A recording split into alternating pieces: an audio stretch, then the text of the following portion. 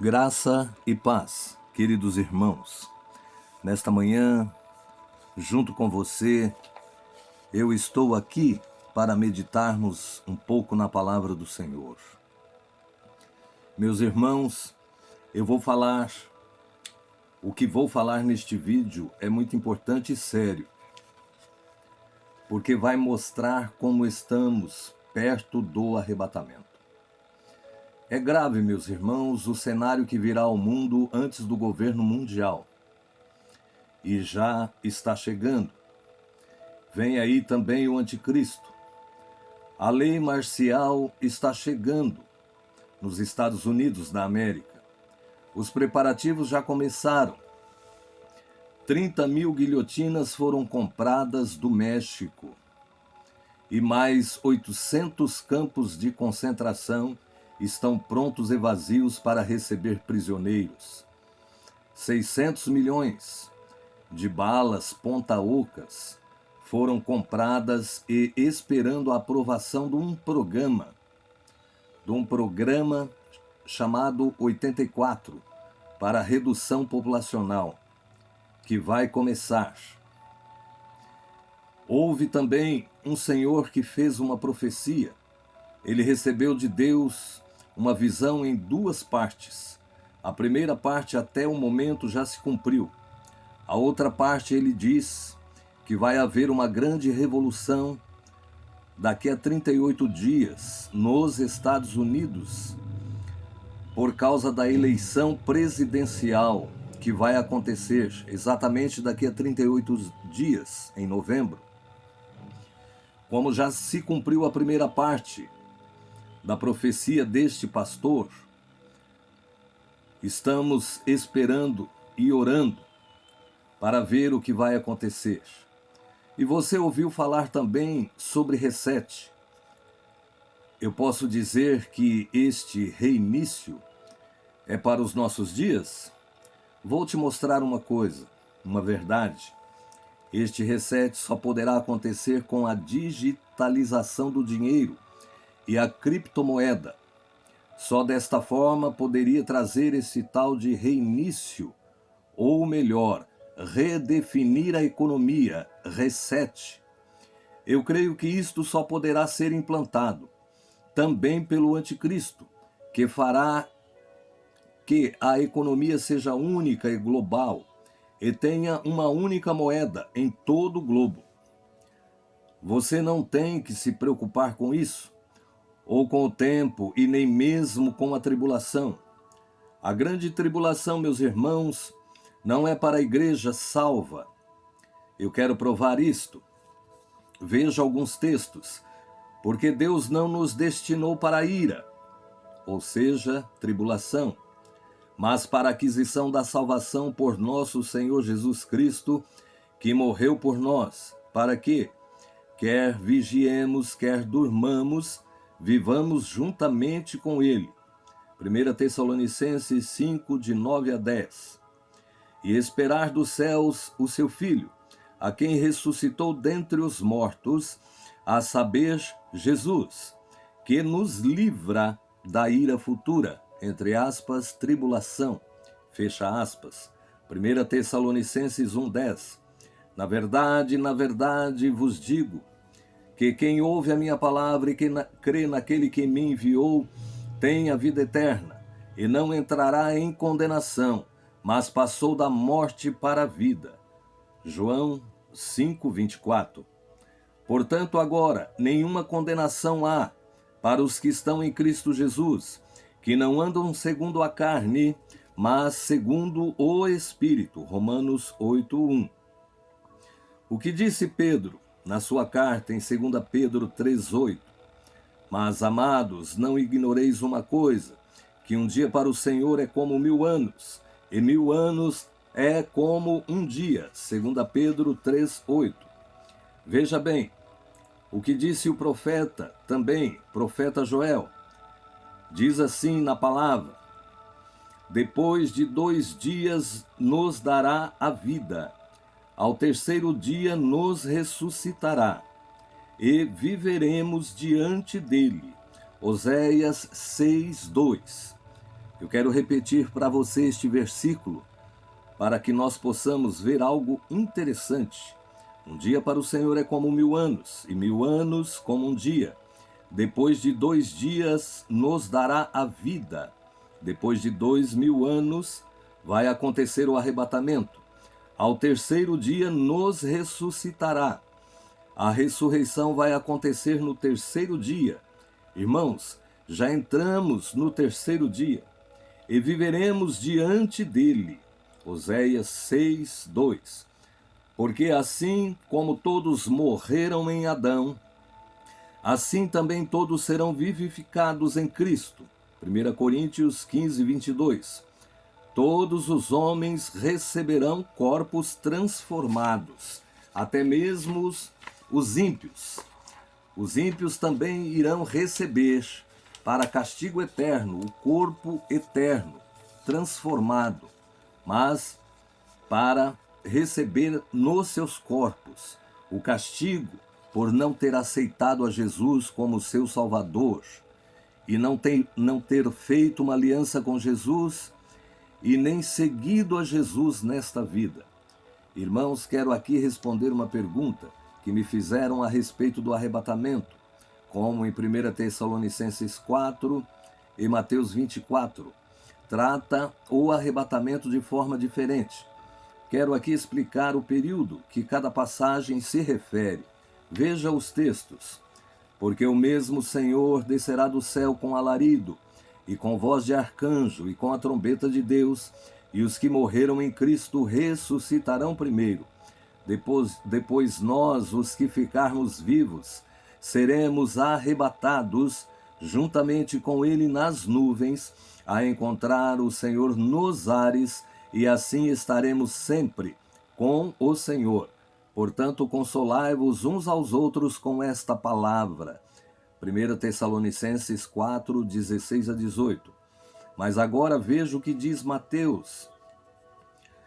E ele enviará os seus anjos, com rijo clamor de trombeta, os quais ajuntarão os seus escolhidos, desde os 4 ventos, de uma a outra extremidade dos céus.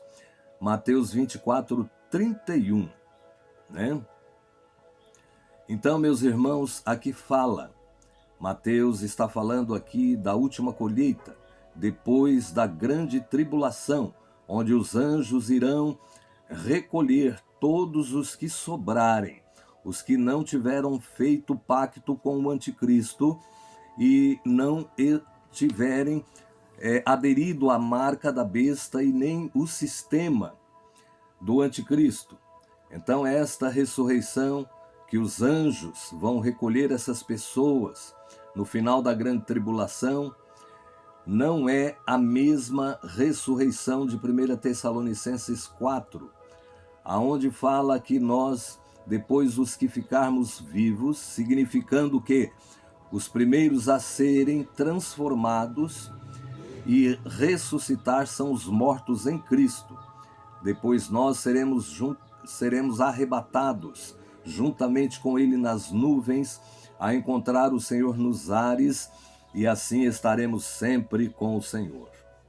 Agora, depois que acabar os 7 anos de tribulação, Mateus alerta os heróis que vão ficar, a perseguição e a tribulação e o anticristo, que vão ficar, né? Perseguição, tribulação e o anticristo, ao dizer: então aparecerá no céu o Filho do Homem, e todas as tribos da terra se lamentarão, e verão o Filho do Homem vindo sobre as nuvens do céu, com poder e grande glória.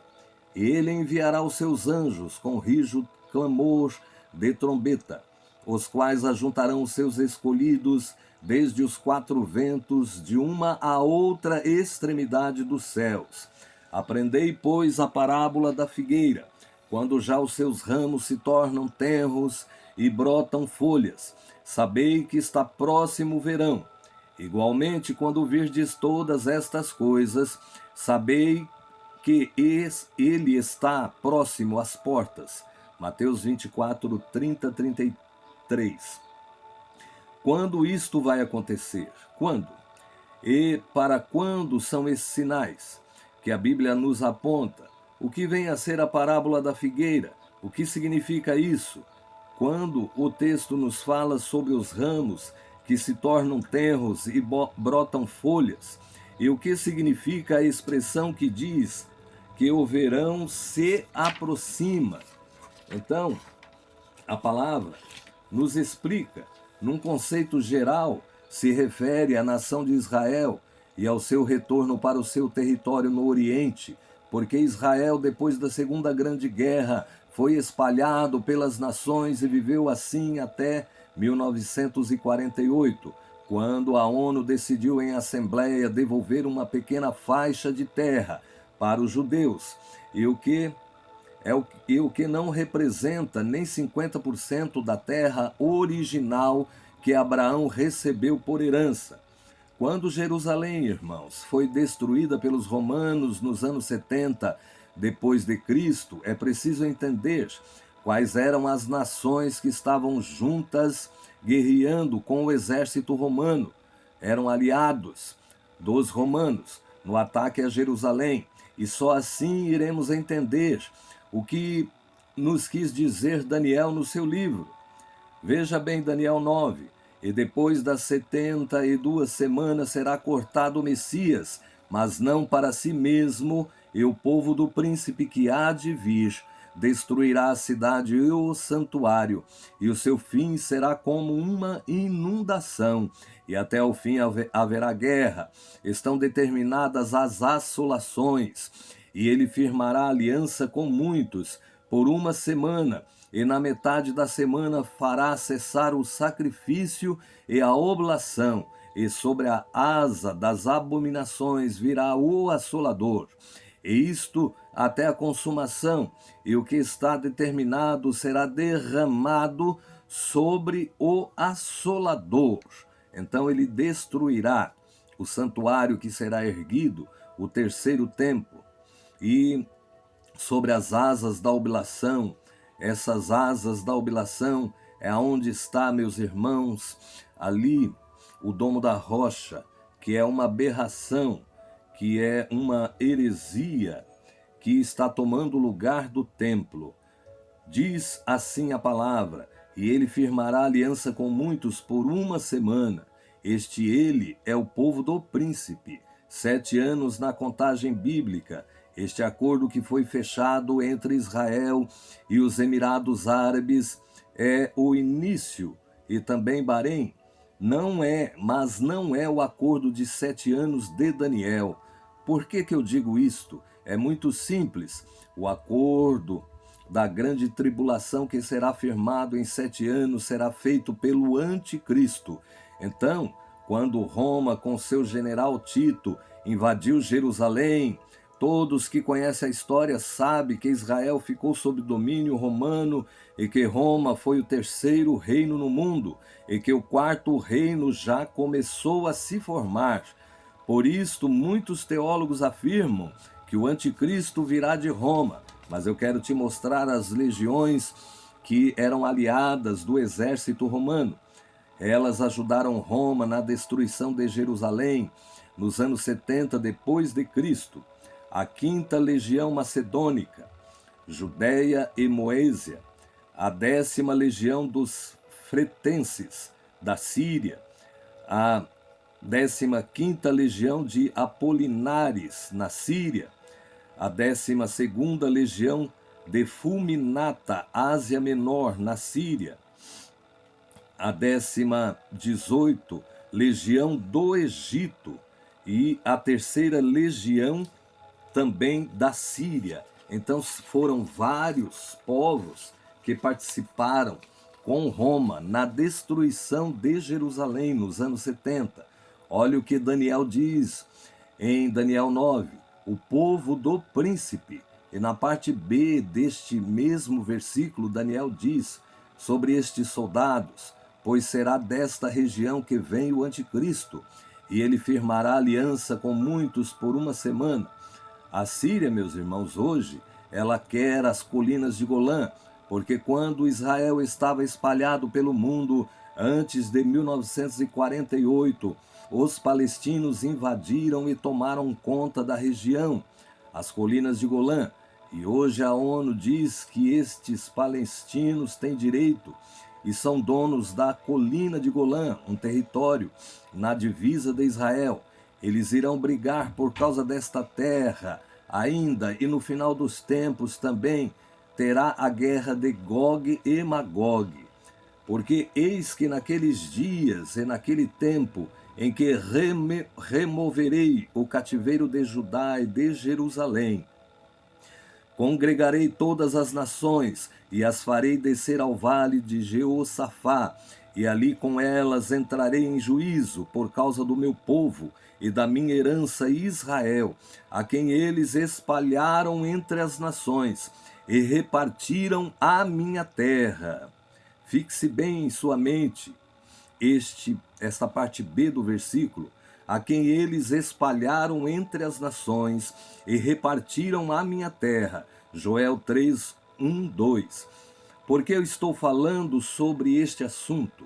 Porque Israel, agora nesse novo acordo, concordou em ceder uma faixa de terra para os palestinos, chamada faixa de Gaza. Um exemplo são as colinas de Golã, que a Síria quer tomar de novo para si. Se acontecer isto, Israel entregar, Israel ficará sem defesa, porque é uma cadeia de montanhas. A colina de Golã são uma cadeia de montanhas que cerca quase todo o território de Israel, porque as colinas de Golã são estrategicamente importantes. As colinas de Golã são um planalto montanhoso que cerca Israel, a parte norte que faz fronteira com a Turquia, Líbano, Síria, Jordânia, Iraque, de 1,2 mil quilômetros quadrados, com vista para o Líbano e a Síria e para o Vale do Jordão.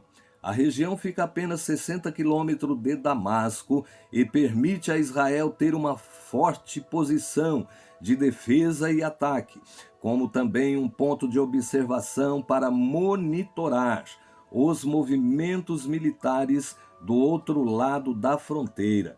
O governo israelense afirma manter o controle sobre o território por motivos estratégicos e militares. Um controle sírio sobre as colinas de Golã forneceria a Damasco posições estratégicas com uma visão sobre o território de Israel. No passado, os sírios usaram a colina de Golã como base militar quando eles estavam de posse para bombardear as comunidades dos judeus. A questão de segurança foi intermediada pela guerra civil na Síria. O Irã e o seu aliado xiita, libanês Hezbollah, entrincheiraram-se às portas de Israel por meio do seu apoio ao regime Assad. Tel Aviv diz que o Irã e o Hezbollah representam uma ameaça e as colinas de Golã proporciona uma barreira de segurança. O presidente, meus irmãos, agora falando sobre a Rússia, Vladimir Putin, nesta quinta-feira, na reunião anual da ONU, sugeriu uma cúpula dos países membros para permanecer e serem permanentes no Conselho de Segurança da ONU. Uma cúpula de países escolhidos, permanentes no Conselho da ONU, no Conselho de Segurança, em 2020, para defender a paz contra a instabilidade no mundo. Então, esta proposta já é a proposta para ser formados 10 reis. Palestina, Irã e Turquia e a Rússia não apoiam este acordo de paz. Deus já deixou escrito que esses países seriam inimigos de Israel. Isto foi profetizado antes da vinda de Jesus. Veja, virás, pois, do teu lugar, do extremo norte, tu e muitos povos contigo, montados a cavalo, grande ajuntamento e exército poderoso. E subirás contra o meu povo de Israel como uma nuvem, para cobrir a terra nos últimos dias. sucederá que hei de trazer-te contra a minha terra, para que os gentios me conheçam, quando eu me houver santificado em ti, ó Gog, diante dos seus olhos. Ezequiel 38, 15 e 16. Espera um pouco. O que é isso? Gog e Magog. Ezequiel 38, Gog e Magog. Gog significa Rosh, Rússia. Magog é o território russo ao norte de Israel, toda aquela região descendo, pegando a Turquia. Persas, o que é isso? É o país do Irã. Etíopes, Etiópia. Put é a Líbia. Gomer é a Alemanha. Casa de Togarma. A casa de Togarma é a Turquia no fim dos dias. Esta expressão se refere aos nossos dias. Esta casa de Togarma, que é a Turquia, o presidente ali, ele não aceita o domínio de Israel e a estabilização de um Estado judeu. Ele quer aniquilar. Até esta semana ele começou a brigar porque ele quer tomar conta do templo. Eles estão com medo que seja negociado o templo para que seja construído o terceiro templo dos judeus. Isto Ezequiel 38, Seba e Detã, e os mercadores de Tarsis, e todos os seus leõezinhos, países que agora estão fechados com Israel, neste acordo chamado Acordo de Abraão, Seba, Detã, né? Ficarão neutros quando Israel for atacado na última guerra de Gog e Magog. São eles, esses países, Estados Unidos, Espanha, Inglaterra. Depois leia Ezequiel 38, 39 e vai ficar bem claro sobre este assunto, sobre Seba, Detã. Esses países, eu creio, meus irmãos, que está para acontecer uma grande catástrofe ali na Europa, né? No USA. E quando isso acontecer, eles vão ficar indefesos. O presidente russo é chamado de Rush, Vladimir Putin, sugeriu nesta quinta-feira uma cúpula dos países membros permanentes do Conselho da ONU de Segurança em 2020 para defender a paz contra a instabilidade do mundo. É possível este conselho, irmãos, vir a eleger o anticristo.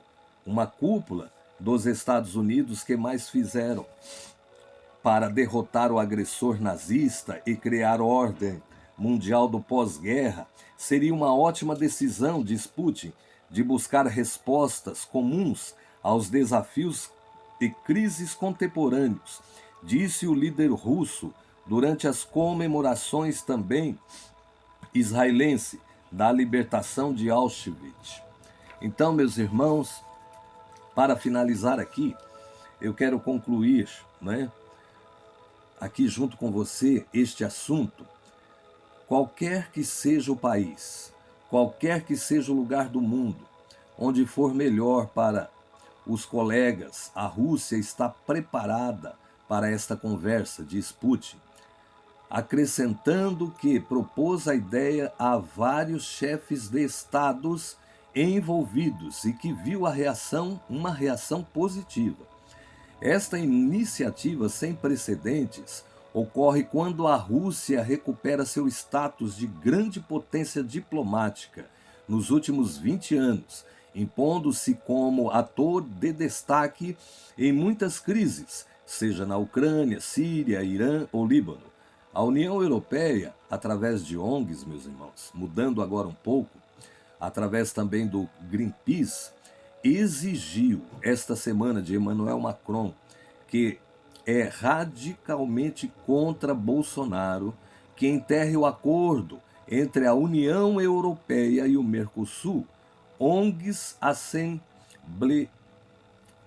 assemblealistas lançam campanhas contra o Brasil e mentem sobre a Amazônia e as queimadas, colocando a culpa sobre Bolsonaro. Mas a verdade é que ONGs que estão roubando a Amazônia e agora foram impedidos pelo governo. É interessante que a gente, pensando nisso, a gente vê ali o Pantanal, como ainda está queimando, mais de 50%, meus irmãos. De toda a flora e a fauna do Pantanal já foram queimados, já morreram milhares de animais. Eles estão até preocupados depois que acabar o fogo, que ainda não acabou. O que vai acontecer para alimentar as onças que conseguiram fugir, né? Os animais que conseguiram se esconder, uns dentro d'água. Então, nós vemos o caos sendo instaurado no mundo. A natureza, ela geme, ela está gemendo, meus irmãos. É um sinal que o nosso Salvador, ele está às portas e nós temos que ficar atentos para não perder o arrebatamento. Neste momento, eu quero que você fique na paz do Senhor Jesus. Amém?